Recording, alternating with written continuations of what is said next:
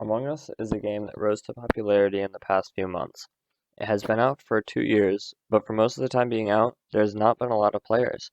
This changed in August 2020, where it became one of the top played games in the world. It is easy to pick up and play because a big skill curve doesn't exist in Among Us like other games. Although a player does not need much skill to play, they still must play with some type of strategy and awareness. The premise of the game makes it good to play with friends or even alone with random players. The game is a simple concept that makes it easier and more appealing for new players. The game has usually a 10-person lobby of characters that all look the same with different colors to differentiate them. The game gives a player one of two rules. The first one is the crewmate, and this is what most players get. The crewmate has several different jobs to do in order to keep the spaceship running, or tasks. The other role is the imposter. Once you get your role, it is a secret to the rest of the players. There can be 1 to 3 imposters, and the goal for the imposters is to sabotage the ship and kill the crewmates. All the players can report if they see a dead body or a suspicious player.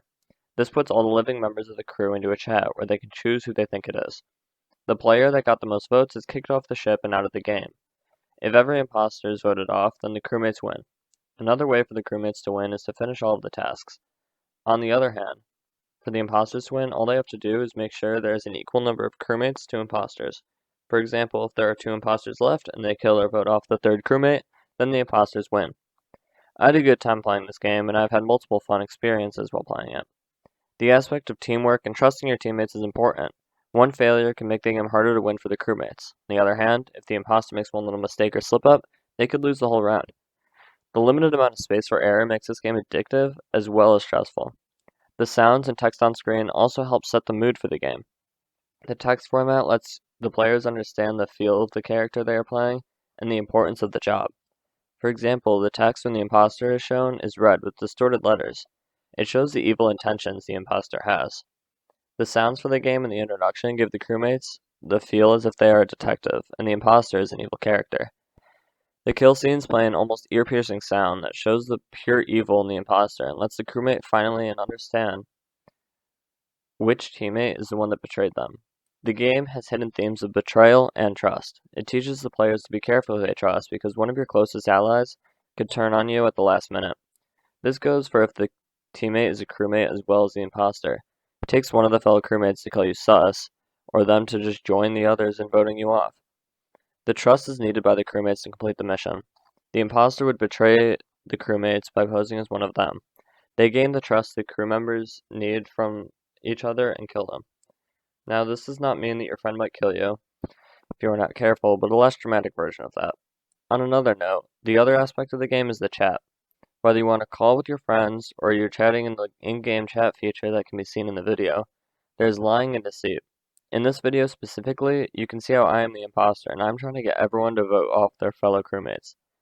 The game prompts questions for you to ask yourself such as, can I trust him? Is he the imposter? And with 2 clicks of a button, you could be sending one of your crewmates off the ship and getting one player closer to losing the game. On the contrary, if you are the imposter, you are trying to make crewmates believe that you are a fellow crewmate just like them. You have to be careful not to sound too eager to kick off players, as that may be seen as suspicious. Kicking off a player that is not the imposter weakens the team. The less crew members around put the imposter in a better position to win the game. It gets exciting near the end because as a crewmate, you know there are still imposters, and at that point, you cannot trust anyone. You must keep a keen eye out for anything suspicious, such as a player walking around not doing any tasks. There are 2 general themes to this game, a theme for being a crewmate and a theme for being the imposter. As stated above, the crewmates are all about trust, while the imposters are all about lying and deceit.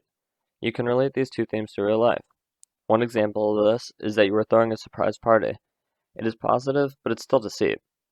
You are trying to make your friends believe you are just like him. However, one slip up and you blew the whole surprise and let down everyone else planning it.